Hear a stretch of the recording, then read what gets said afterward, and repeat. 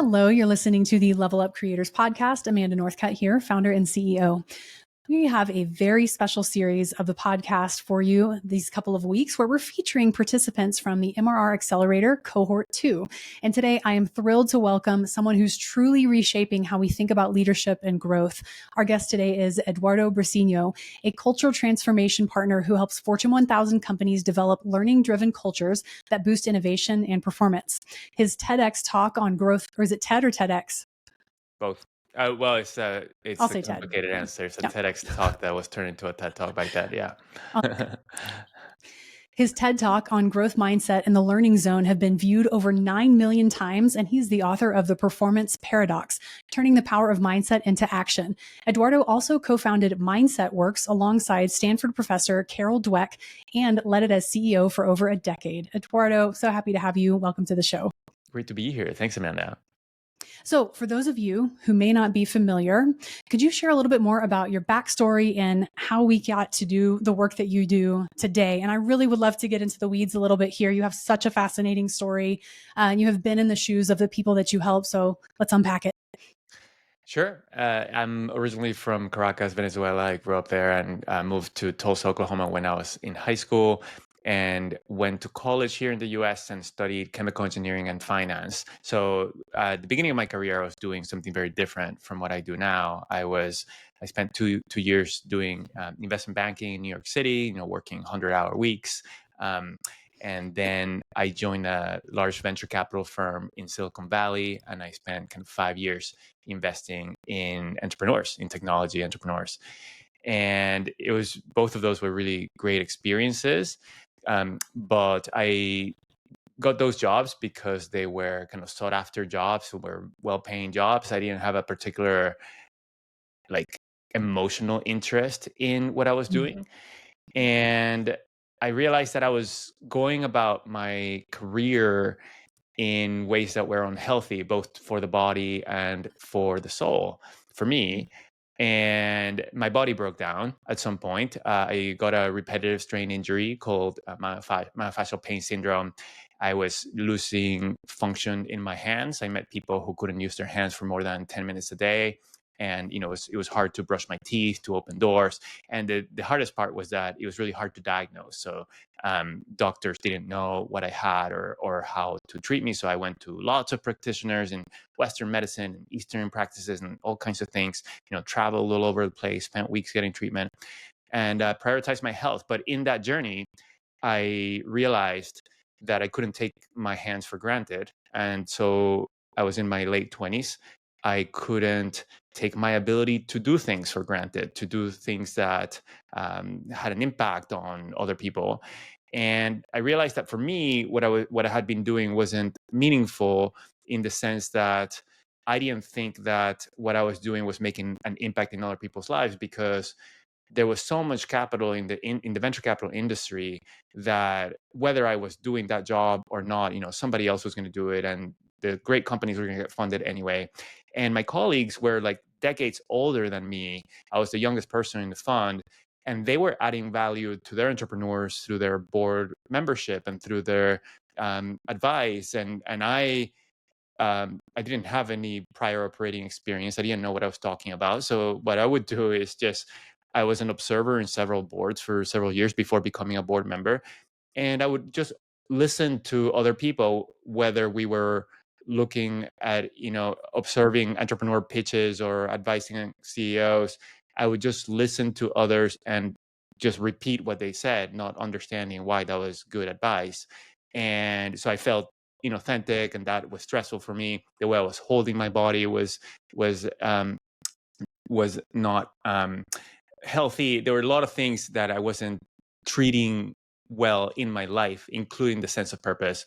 And so I decided to exit the venture capital industry and go to grad school in search of a different path that felt meaningful to me. That was when I understood what I had and what I had to do to heal, which involved 3 years of stretching, 1.5 hours every day, and lots of other things. And my wife had become a teacher, and I saw a huge change in her and how into her job she was when she did that. She found her sense of purpose. And I wanted that for myself. So I went to grad school to get an MBA, a master's in education, interested in social entrepreneurship, interested in education. And I was introduced to Stanford professor Carol Dweck, who had done, amazing work on mindset, but she wasn't known yet. That was in 2007. And her book had just come out, which wasn't an instant bestseller. I learned about her work, got super excited, got so many insights from how a fixed mindset in my life had gotten in the way of my goals, how I was, just trying to prove myself rather than improve on a daily basis, and how that was not only adding stress to my body, but also leading to stagnation and lack of continuous improvement and innovation. So I realized how powerful this was. And I partnered with her to start a company that would bring growth mindset out into the world. And that was, 18 years ago. And it's been what I've been focused on ever since. Wow.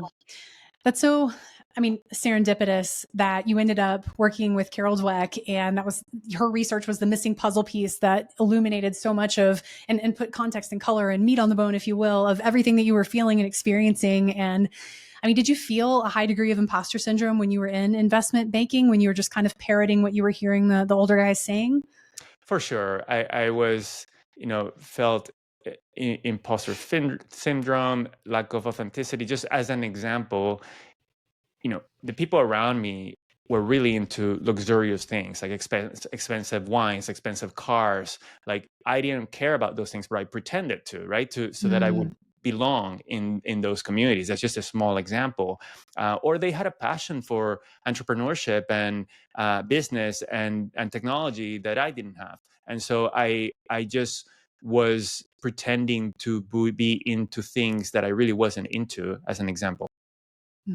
How did you select this program at Stanford and then eventually kind of nesting under Carol Dweck's purview?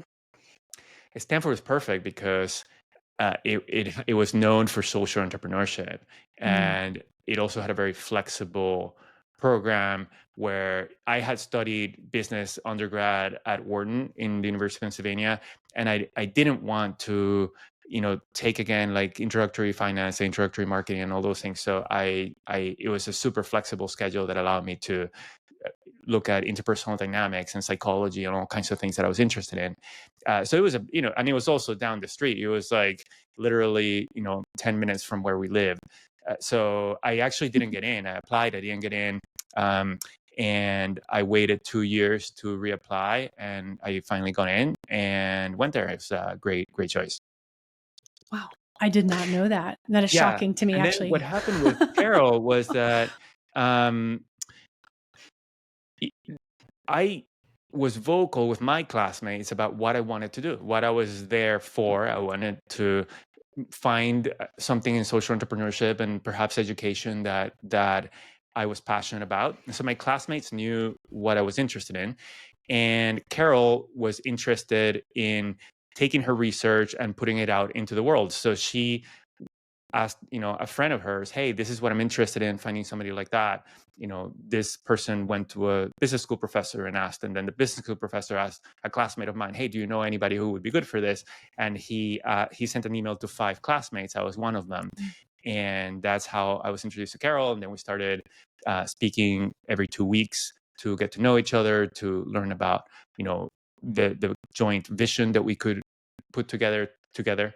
And eventually we partner up, and she was on, I was the CEO of that organization for over 10 years. She was on my board, and she's still a treasured mentor and friend. Incredible. Tell us the story of the TED Talk, kind of shift the tides in your direction. Yeah, I never planned to do public speaking. I wouldn't have thought that I would enjoy it or be good at it, because I grew up very, very introverted. And my idea of what I was going to do is, sit in a desk in an office where I'm very comfortable and just, be an entrepreneur, like for a, software as a service company. And one of my board members, who is also a friend of Carol's and now a friend of mine too, she came to me. She's like, look, like nobody knows what growth mindset is. We are evangelizing growth mindset. You're the CEO. You need to get out there, and people need to know who you are, and they need to like learn about growth mindset from you. And so you need to start going to networking events in Silicon Valley. You need to start going out there. And I was like, well, Ellen, I agree, because I did agree, but there's so much work to do. Like, I just can't do this right now. Like, let me try to figure out. And because we were bootstrapping the organization too. But like 2 months later, Carol was asked to do a TEDx talk, and she couldn't do it. And I thought that was a great opportunity to actually try to reach a lot of people. Because going to networking events, I was a little resistant to it, because it's like, okay, like 20 people at a time, and it's just takes so much time. But with a TEDx talk, if I worked really hard, it was 6 weeks, 6 weeks away, I could put something together that could potentially like reach a lot of people. And so I worked really hard on that, got lots of feedback from Carol and lots of other people, videotaped myself many times, because I thought, I'm very uncomfortable in a stage. I've never been on a stage before. I'm very introverted, but it's only 10 minutes. And I think I can memorize this, like craft a great script, memorize it. And what I did on stage was I actually looked at the lights on the back wall. I didn't look at people, because I thought if I looked at people, I would just blank out. And so I did things like that. And went to Carol's office and I practiced, and she gave me feedback. And eventually I gave the TEDx talk, and it went viral. It now has over 5 million views. And that, it was fun, but it then also led to organizations reaching out to me to do keynotes for their employees to learn about growth mindset. So I started doing that, and surprising to me, I enjoyed it. People really kind of connected, and they appreciated it. And so that eventually became, my full-time job. And I started doing more kind of workshops, and I just loved actually doing the work in front of people and having the conversations and the creativity of learning about people's contexts and goals, and designing something that was going to take them on a journey, rather than kind of leading people who did the work. I realized that I like the psychology and the work itself. And so a few years later, I had done a lot of talks and a lot of workshops, and I had realized I had come up with a framework that really lit people's eyes up. Like, it just led to very strong insights in the room. And I realized this is another message that needs to get out there. And so I went back to the curator of the venue where I did my first TEDx talk and talked to her about it. So I did a second TEDx talk on the second concept. And that also went viral. It was, featured at TED for like in the homepage for a year, and it's part of TED at Work. And that is also, is a framework that people find super practical and helpful, and was the basis of my book as well, The Performance Paradox. For those of us who don't know, let's back up a couple of steps. Would you define growth mindset? Yeah, growth mindset. So first, if people have heard of growth mindset, I would ask listeners to come up with a sentence of what growth mindset means, what they understand growth mindset to mean. Because often when we ask that question, we get lots of different answers. We hear things like working hard, persevering, having high expectations, not giving up. And those things are related to growth mindset, but they're not growth mindset. And what it is really important. So a growth mindset is a perspective about the nature of human beings. Specifically, is the belief that people can change, that our abilities are malleable, that we can develop ourselves over time. And improving and developing ourselves involves changing ourselves. If we don't change ourselves, then we are not better, right? And so it's the understanding that our abilities and qualities there are things that we can continue to evolve and shape. And when we understand that about ourselves and about other people, then it has psychological implications. Like, we are more likely to take risks. We're likely to pay more attention to our mistakes, or what the surprises of things when things don't go the way we expect. We listen to feedback much better rather than react defensively. And all of those things lead us to improve more, to innovate better, to have better relationship with the people around us, and to a more collaborative relationships, and to experience less anxiety and depression as we go about our work and life. That's a good sales pitch. So those are good reasons to employ a growth mindset. Tell me what that means for organizations when you have embedded a culture, a learning culture, a growth mindset culture. How does that shift for the organization down to, team performance? You've talked a lot about what it does for individual. What does it mean for teams? What does it mean for KPIs? And then we can trickle all the way down to the profit and loss statement. Absolutely. Organizations are l- looking for more adaptability, right? More resilience and a better ability not only to adapt to the fast change that we have and the complexity of the world, but to drive change, right? Well, eventually, like what organizations are trying to do is, whether it is innovate or enter new markets or grow and improve in some way, is about kind of driving change.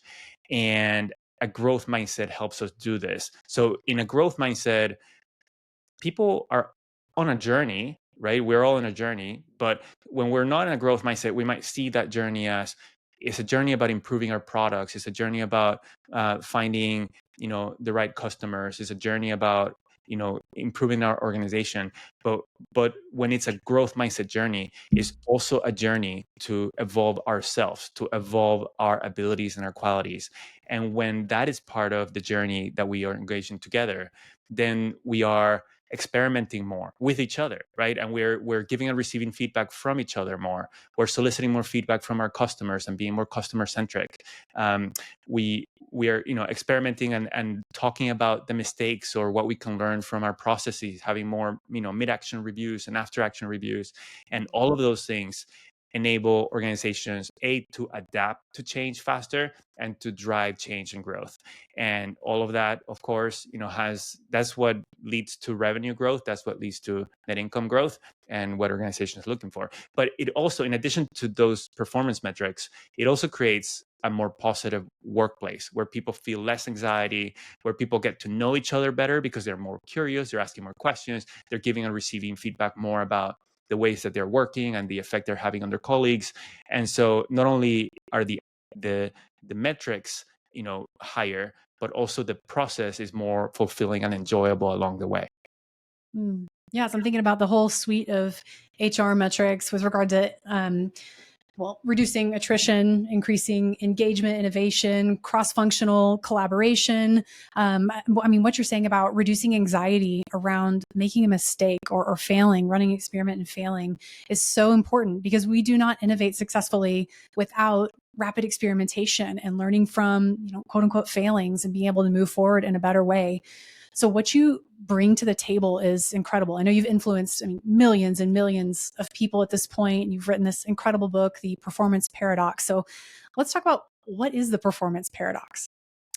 The performance paradox is kind of the counterintuitive reality that if we're constantly performing, our performance suffers. So we might think that if we want to maximize performance, we have to perform as much as possible, right? To spend all our time performing. But the paradox is that lowers our performance. And so what do I mean by that? One way to kind of understand this really clearly is to examine people who are fantastic at what they do, super skilled, like world class, and think about how do they develop those skills. So we can think about, Olympic athletes or performance artists like Cirque du Soleil acrobats, right? They do these incredible things and beautifully and artistically. And we might think that the reason they're so good at those things is that they've spent a ton of time doing what we see. They spend 10,000 hours, playing tennis, and that's why they're a great tennis player. But that's not the case. The reason they're so good is that they've spent a lot of time doing something very different from what we see them do. So, for example, if a tennis player is playing in a tournament, a difficult game, and they're having trouble with their kind of backspin, backhand, and they're going to avoid that move in the game. They're going to try to not do that so that they can win as many points as possible. But then after the game, they're going to go to their coach and say, "Coach, I was struggling with this. We need to practice this. We need to figure out what I can change. We need to experiment with different moves." And those activities are different than what we do in the match. And what happens in work and life often for a lot of us is we get stuck in chronic performance, right? In just trying to get everything done as best as we know how, trying to minimize mistakes. And that leads to stagnation. That leads us to not discover better ways of working. Thank you for explaining that. Would you talk about kind of the healthy tension between, in a growth mindset culture, how the learning zone and the performance zone should ideally kind of play together? Yeah, so the performance zone is super important, right? That's how we get things done. That's how we contribute. And the learning zone is when we go beyond the known, when we experiment with things that might or might not work, when we ask questions rather than kind of provide answers. And these two things need to be in harmony. Is we can over index on one of them or the other. Most people over index in the performance zone, but there are other people who over index in the learning zone. And I see it kind of as a yin yang, right? That we need these two zones to be balanced in our life, in harmony, and integrated also, so that we are engaging in both of them in the flow of work, and it's in our systems. It's the default ways of working rather than involving kind of willpower or remembering to do these things. And the way we can think about how is the balance between the learning zone, the performance zone in my work and life or in our organization, we can think about our highest level goals, like our most strategic goals. We can ask, why is this important 5 times, and get to like, what is most important here? And also think about the long term rather than the short term. And so think about, what is the big vision that we're trying to achieve in the long run? And is the way that I'm working, or is the way that we're working, the best way to get there? Or does it feel like we're just trying to focus on today and tomorrow? And is that missing out on the opportunity to grow and to increase our performance over time?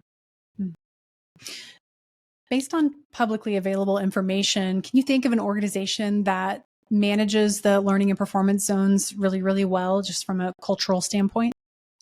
Sure, yeah. And I have lots of examples in my book. The most famous one and the most public is Microsoft. They were really a pioneer in in in really championing a growth mindset culture in their organization. They started this in 2014 when Satya Nadella was promoted to CEO, and he got the management team, the executive team, to first like spend a lot of time with each other to develop relationships, and then think about, what do we want our culture to be? How do we want to transform our culture? And they came up with 5 cultural attributes, and growth mindset was one of them. And they've invested a ton in that, and they have done a great job at modeling a growth mindset, at teaching a growth mindset, at embedding it in their systems. And as a result of that, I mean, it was at the time a 40-year-old company that was pretty stagnant, not growing very much, like super large, right? Super large company. And since then, they have more than tripled their revenues, more than quadrupled their net income. The stock price has gone up by more than 8 times, which was incredible for a 40-year-old super giant mature company that was not growing very much. Wow. That's a great example. Thank you. Eduardo, you frequently have a seat at the table, kind of in the room, where big decisions are made by the world's most revered and looked up to companies. What typically precedes them bringing you in to have a seat at the table? What pains are these, amazing, on all account, organizations feeling? What symptoms do they have that lead them to say, oh my gosh, we really need to embody and operationalize a growth mindset culture? What's happening? What's happening is that they're realizing the world is changing really, really quickly, and they feel like they need to get better at operating in that fast changing world, right? So whether it is AI or just policy changes, or whether it's like all kinds of social dynamics or political dynamics or market dynamics or technology dynamics that lead organizations to feel like the world is moving faster and faster, they want to make sure that they are going to either continue to be market leaders or expand their market leadership or become market leaders. And they realize that they need to get better at experimentation, at innovation, at a culture of growth. And so those are so what precedes companies reaching out to me is them doing a process similar to what Satya Nadella did, of like thinking about what's important to us, what are our most strategic objectives now, and whether it is a cultural transformation, or more specifically saying we need to better equip ourselves, our people, our systems, our organization to drive change in this world. That's a high priority strategic objective for us. And so then they figure out, well, how do we do this?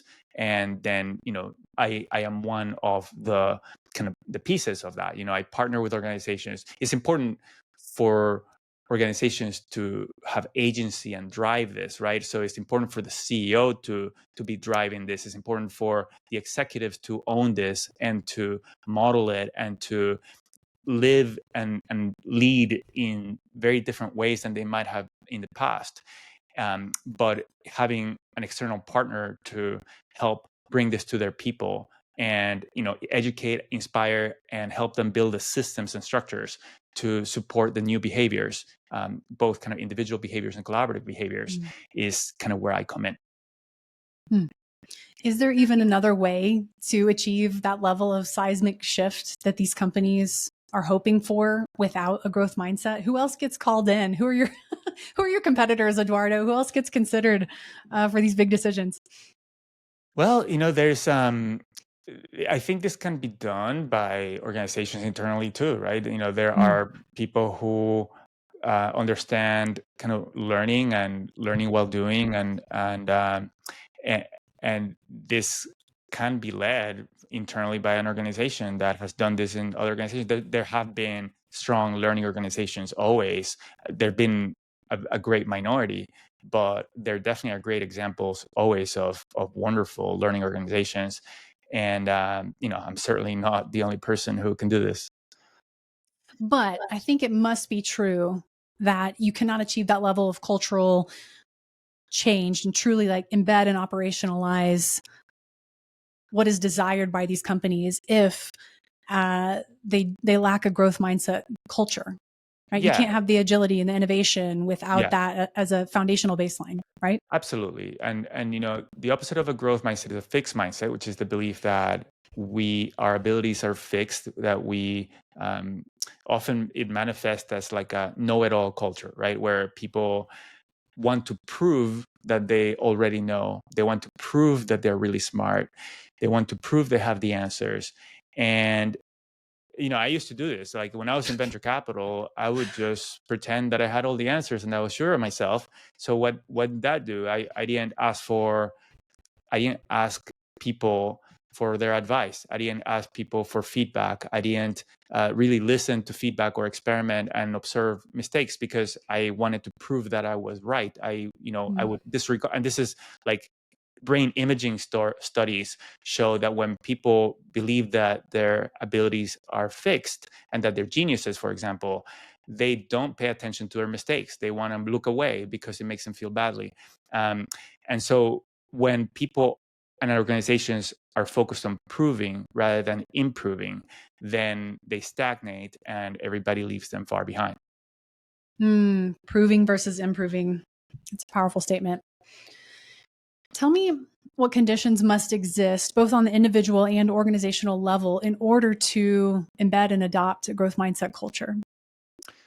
Well, for the organization to adopt and strengthen a growth mindset culture, the top leadership really needs to prioritize this and model this, because people are looking to their leaders for what's valued and what to emulate, right? And so sometimes kind of people and culture issues are almost like this is the CHRO's job, the chief people's officer's job, and the CEO is focused on other things, or other executives are focused on other things.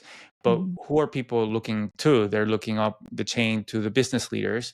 They're also the CHRO, but the person is only one of a team. And so it's important to actually value these behaviors, we reward them, model them visibly and explicitly. So that's one component. And along with that, leaders in the organization needs to do a few things. One is to frame what we do together. So explain to people and help people understand that part of what we do at work every day with each other is work to continue to evolve ourselves, to discover new things about ourselves, become more self-aware, gain new skills, gain new insights, gain new understandings of our customers and the things that we can do to serve them better. And that's part of what we do on a daily basis together, and how we do it, right? We do it by integrating the learning zone and the performance zone, not just by trying to do everything as best as we know how, trying to minimize mistakes. So that understanding, that shaping of mental models, which happens over time, is part of it. And it's about language. It's about it's about helping people think differently. Second, you need to help people build habits and systems so that this becomes the normalized way of working, and it doesn't take willpower, it doesn't take remembering things. So if you look at things like meeting agendas, they often only have performance zone topics, which are important, but they don't have enough usually like learning zone topics, like what questions do we have for each other, what we've learned recently, what next mistakes we're going to be making. Or we can think about our projects and like mid-action reviews or post-action reviews, or how we're soliciting feedback from customers, or all kinds of things that need to be integrated into the way we work and into our daily habits. And then finally, we've talked about this already, is just modeling learning visibly and explicitly. Let's talk about habits.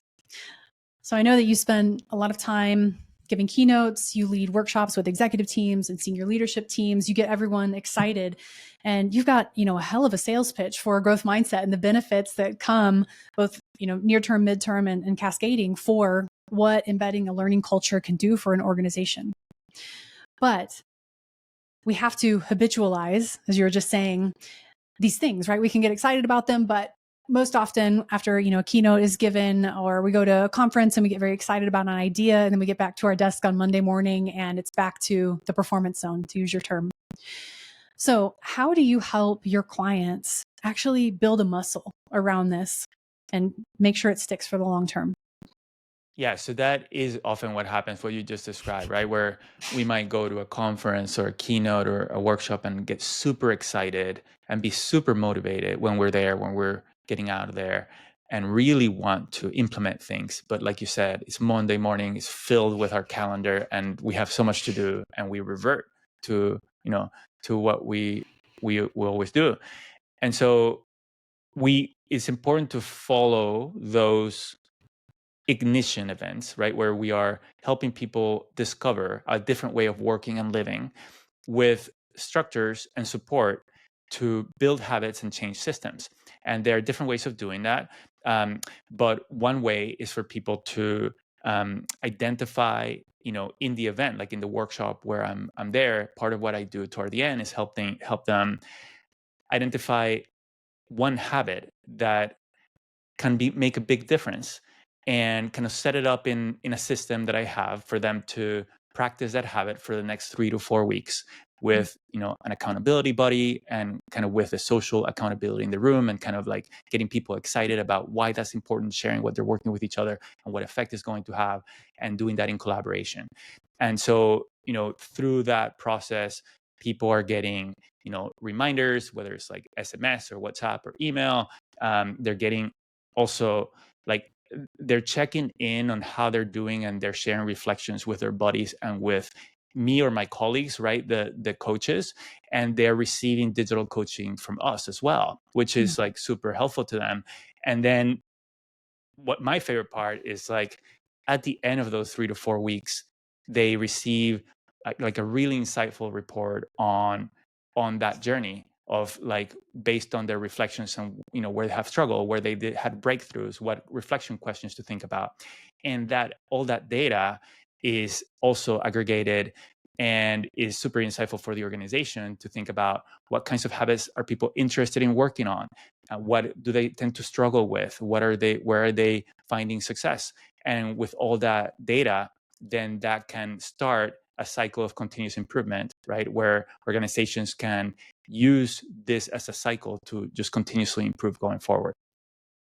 And then, if we do this, when we do this with executive teams, then there are ways to then have them cascade down the organization with their teams, so that they're modeling the way, and it's just actually permeating the whole organization. Yeah, it's like taking our brains to the gym. Taking our brains to the gym, yes. And, in micro ways, because, habits take a while to build, and we're really busy with other things. So we need to pick kind of one habit at a time, and have structures to support, the repetition, right? Neurons that fire together wire together. So we want things that are frequent but easy, and through those our brain actually physically changes, and then we start thinking differently and behaving differently. Was it James Clear who first said, we don't rise to the level of our goals, we fall to the level of our systems or our habits? Is that right? I think that's right. Okay. It seems apropos for this conversation. So for organizations who want to begin embedding a learning culture, what are kind of their first 3 steps? It depends on where they are. So it's not the next step depends on who is interested, where are they, where are they in their journey, what are their strengths, what are the challenges. But in an ideal situation, and I was guessing in all situations, wherever in the organization this is emanating from, people need to speak with their colleagues about, is this something that we're interested in? Is this something that is really important to us? And so sometimes the way that happens is somebody becomes really interested in bringing this to the organization. They might bring like a resource like my TED Talk or an article to their colleagues to read or watch.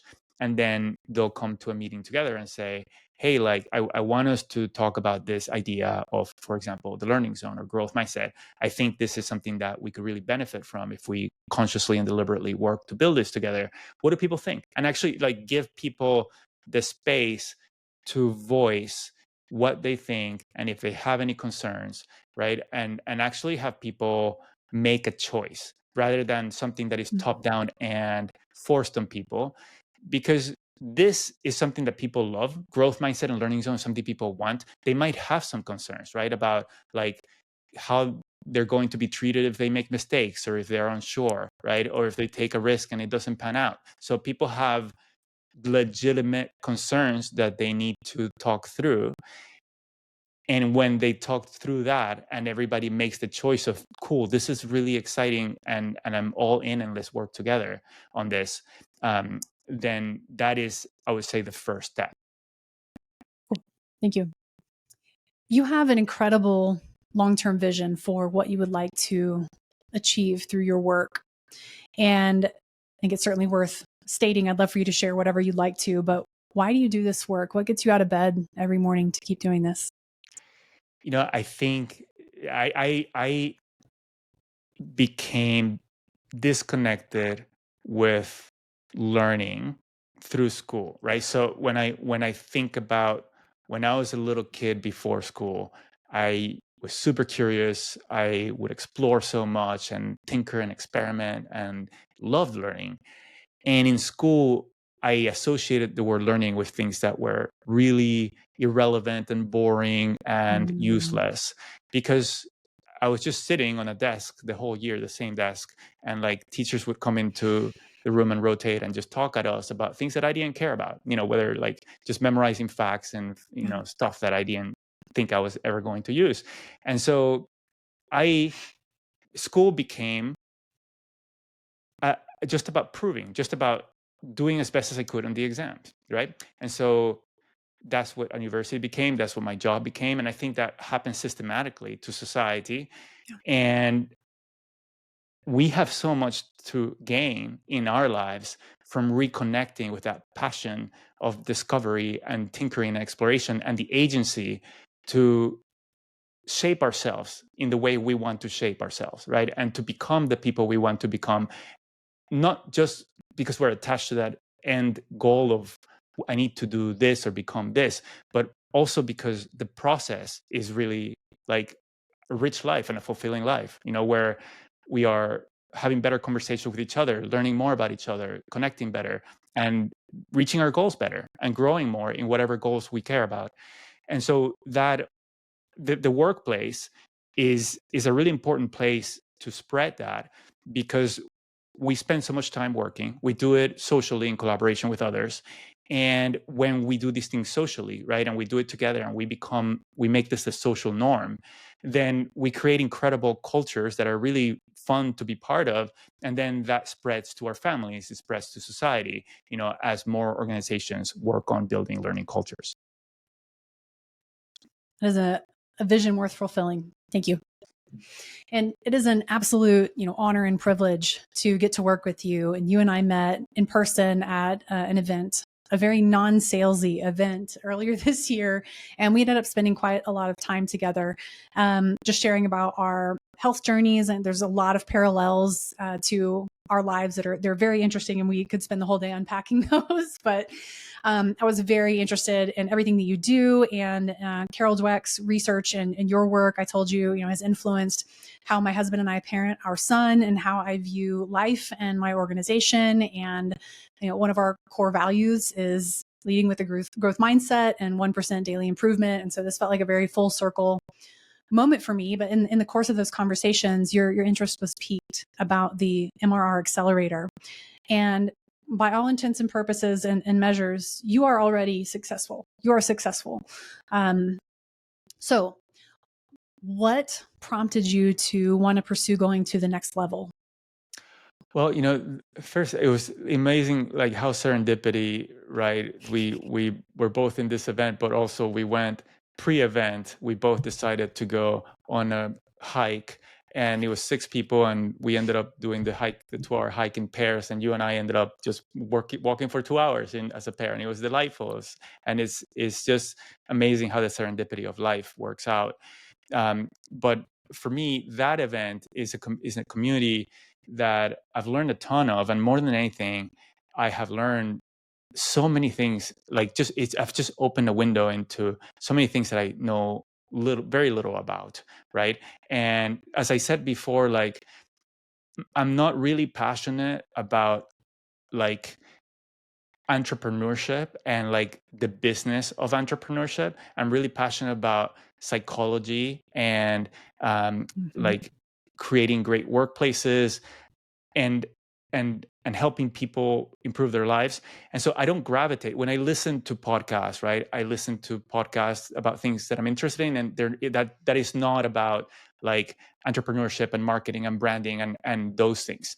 And so I realized not only there's so much that I don't know, but also in the MRR Accelerator program and in Level Up Creators, there's a structure and a system and expertise and like a fractional team that is a perfect fit for me, because you are all passionate about the things that I think are really important, but that I don't gravitate toward, right? And so I haven't learned a ton of, but they can make a huge difference to my business, and therefore to the impact that I can make to organizations and to people.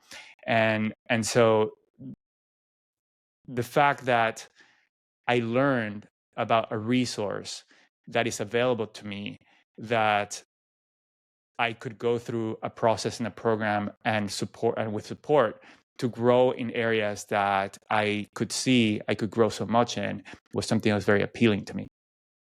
Great.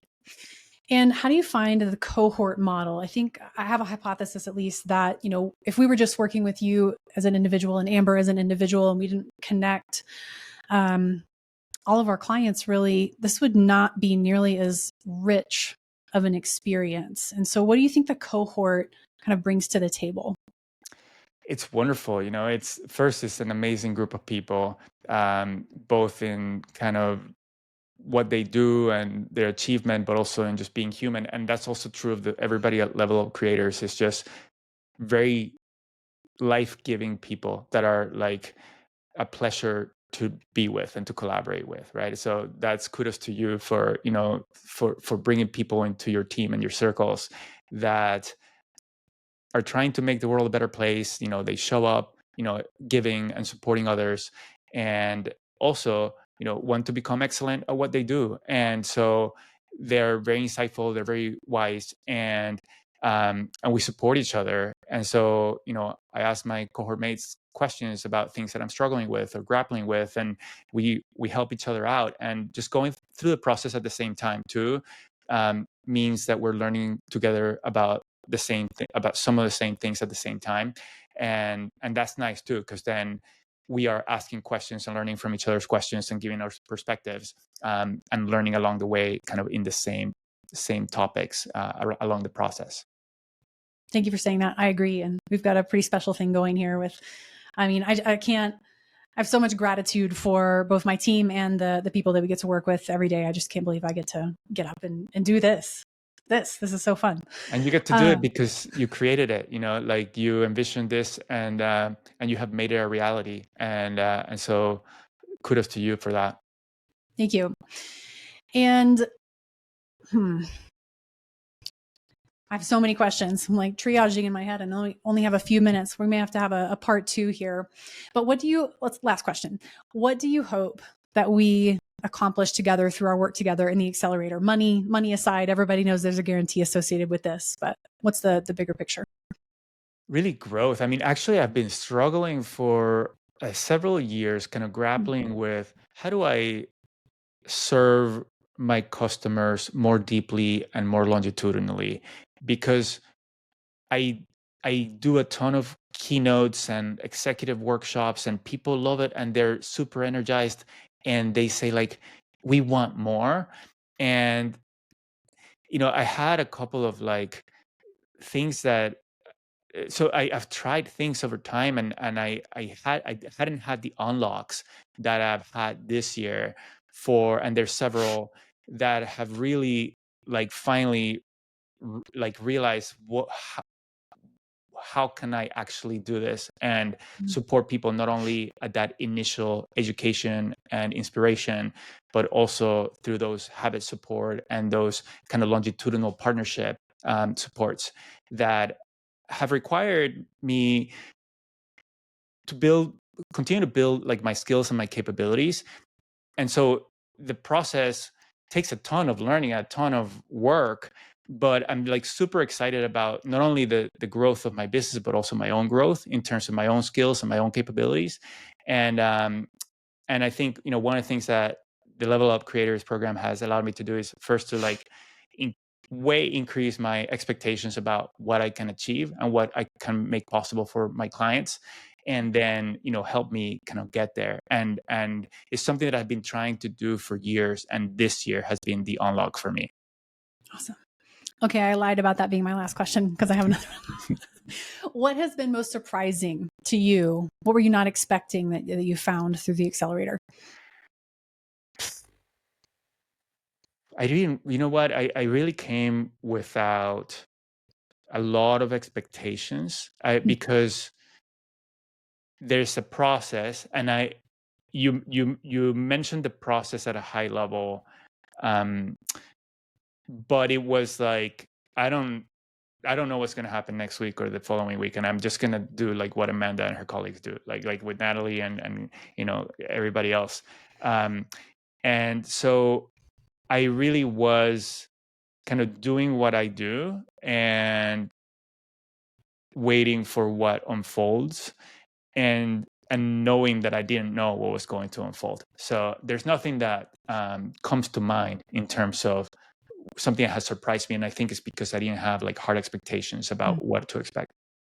Touche. Fair enough. All right, Eduardo, where can our listeners find you online? My website is briceño.com. It's my last name, Briceno. I'm active on LinkedIn. And on my website, people can download a PDF on 5 strategies to foster a growth mindset. If they want, they can also subscribe to my monthly newsletter if they want to continue learning about growth mindset and the learning zone. Lovely. And my book, again, is called The Performance Paradox. Yes, it's right there. You can see it. It's fuzzy in the background, but it's right there.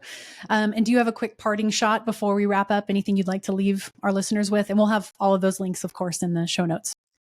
I will leave people with not forgetting to enjoy the process. Like we have we go through parts that are very difficult and challenging, and you and I have had lots of those in our lives. And we also go into parts where we might be like really attached to growing a specific goals. And I think it's just really important to enjoy the process and focus on progress rather than perfection. Well said. Thank you so much. Great to talk to you, Amanda. Thank you. Thank you. Thank you to our listeners. We know that your time is precious. We appreciate you sharing some of yours with us today. If you're a subject matter expert looking to build a customized business with recurring revenue model, head over to MRR Accelerator to learn more, and make sure you follow me, Amanda Northcutt, on LinkedIn for daily insights into consulting, business growth, and leadership. That's it for today. We'll see you next time on the Level Up Creators Podcast.